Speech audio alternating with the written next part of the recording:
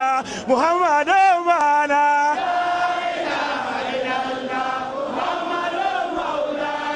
ومن يحبني ومن يحبني ومن يحبني ومن يراني جنة الخلد بلا بهتان مولانا.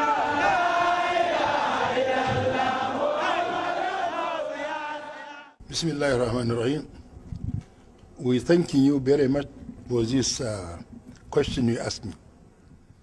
We in Nigeria were member of Tariqat Tijaniya of the population minimum of 60 million people. All these 6 million people, they are following Tariqat Tijaniya. Definitely more than 80 of them, they are following Maulana Sheikh Ibrahim Inyas, especially in the area of Kano, Kaduna, Sokoto, Zaria, Maiduguri, Kapanchan, and others.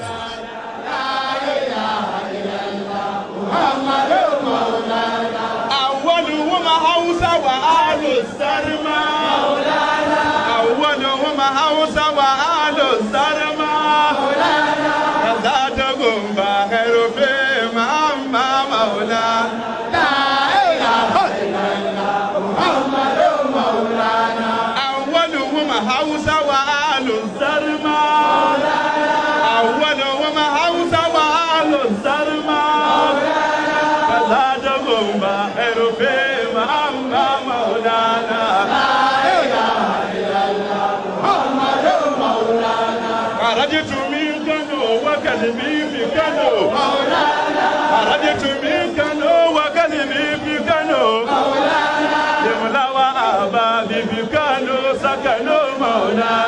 لا إله إلا الله محمد مولانا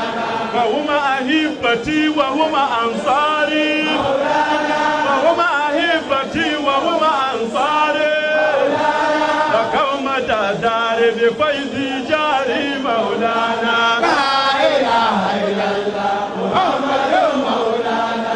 آل كانوا جزاهم الرحمن مولانا آل كانوا جزاهم الرحمن مولانا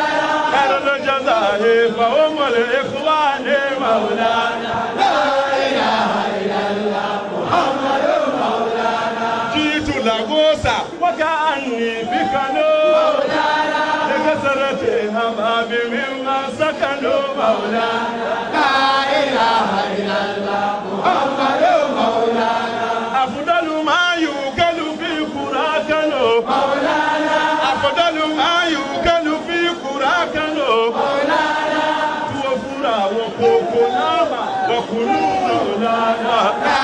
إله إلا الله محمد مولانا أفضل ما يوكل في قراكنو كنما وكلوا مولانا لا إله إلا الله محمد مولانا ألكت فوق داريا